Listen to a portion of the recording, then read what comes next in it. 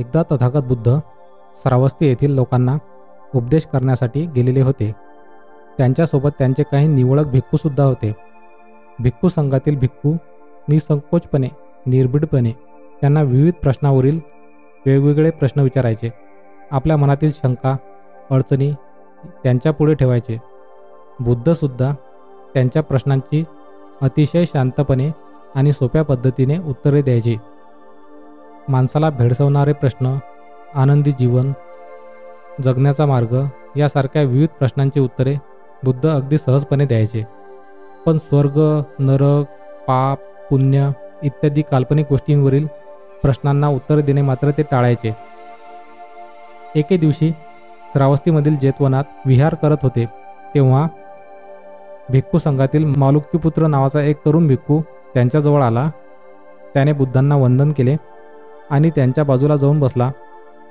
काहीशा उद्धटपणे तो बुद्धांना म्हणाला, मला आज तुमच्याशी स्वर्ग, नरक, पाप, पुण्य, आत्मा, परमात्मा या विषयावर बोलायचे आहे. मला सांगा, मृत्यूनंतर आत्मा जिवंत राहतो का? स्वर्ग, नरक खरंच असतं का? मला माझ्या या प्रश्नांची उत्तरे आत्ताच्या आता तुमच्याकडून हवी आहेत. जर तुम्ही मला माझ्या प्रश्नांची उत्तरे दिली नाहीत तर मी तुम्हाला सोडून दुसऱ्या गुरुकडे जाईल.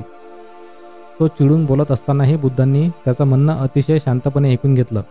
मग ते त्याला म्हणाले, मालुक्यपुत्रा, संघ सोडून दुसऱ्या गुरुकडे जाण्याची धमकी तू कुणाला देतोस?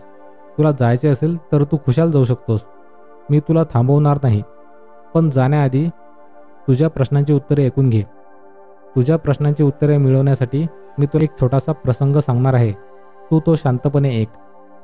मालुक्यपुत्र मान खाली घालून शांतपणे ऐकायला लागला. बुद्ध त्याला म्हणाले, कल्पना कर, एक अतिशय घनदाट जंगल आहे. चारही बाजूने उंच उंच झाडे आहेत. त्या जंगलातून काही माणसे प्रवास करीत आहेत. तेवढ्यात अचानक जंगलातून कुणीतरी मारलेला एक तीक्ष्ण बाण एका माणसाच्या शरीरात घुसतो. त्या बाणाने ती व्यक्ती गंभीर जखमी होते. शरीरातून रक्त वाहायला लागते. त्याचे सोबती त्याला एका झाडाखाली ठेवतात आणि वैद्याला बोलावून आणतात. वैद्य तेथे येतो आणि त्याच्या शरीरातील बाण काढून औषधोपचार सुरू करण्यात इतक्यात तो जखमी व्यक्ती म्हणतो, थांबा, माझ्या शरीरातील बाण काढून औषधोपचार करण्याआधी एक काम करा. मला बाण मारलेला व्यक्ती जंगलात जिथे कुठे लपून बसला असेल तेथून त्याला शोधून माझ्यासमोर आणा. मग माझ्यावर औषधोपचार करा. हा प्रसंग सांगितल्यावर बुद्ध मालुक्यपुत्रांना म्हणाले, बाबा रे मालुक्यपुत्रा, आता मला सांग, त्याच्या सोबत्याने काय आधी करावं? आधी जंगलात जाऊन बाण मारणाऱ्याचा शोध घ्यावा की त्याच्यावर औषधोपचार करावे? हे ऐकून मालुक्यपुत्र शांतपणे म्हणाला, आधी त्या व्यक्तीच्या शरीरातील बाण बाहेर काढून त्याच्यावर उपचार करून त्याचे प्राण वाचवले पाहिजे. औषधोपचार न करता आधी बाण मारणाऱ्याचा शोध घेत बसलो तर तो जंगलात जिथं कुठं लपून बसला असेल तेथून त्याला शोधेपर्यंत जखमी माणसाचे प्राण जातील. म्हणून औषधोपचार करून प्राण वाचवायला अग्रक्रम दिला पाहिजे. मालुक्यपुत्राने दिलेले उत्तर ऐकून बुद्ध म्हणाले, अगदी बरोबर. तू सांगितलेला क्रम अचूक आहे. जीवन जगतानाही आपण असाच क्रम ठरवायला हवा. स्वर्ग, नरक, पाप, पुण्य, आत्मा यांसारख्या काल्पनिक गोष्टींच्या मागे लागलो, त्यांच्यावर चर्चा करून उत्तरे शोधण्यात बसलो तर खूप सारा महत्त्वाचा वेळ निघून जाईल व समाधानकारक उत्तरे मिळतीलच नाही. हे सगळं करत असताना आपल्या जीवनातील प्रत्यक्ष समस्यांकडे दुर्लक्ष होईल. त्यांना सोडवण्यात अडचणी येतील. म्हणून आपण काल्पनिक गोष्टींच्या मागे न लागता प्रत्यक्ष जीवनातील समस्या, दुःख यांचा विचार करून त्यांना दूर केले पाहिजे. त्यामुळे आपला वेळही वाया जाणार नाही आणि आपलं जीवनही आनंदी होईल. म्हणून मी अशा काल्पनिक गोष्टींवर आधारित प्रश्नांची उत्तरे देणं नेहमीच टाळतो. बुद्धांचं बोलणं ऐकून मालुक्यपुत्राला आपली चूक कळली. त्याने अतिशय नम्रपणे बुद्धांची क्षमा मागितली.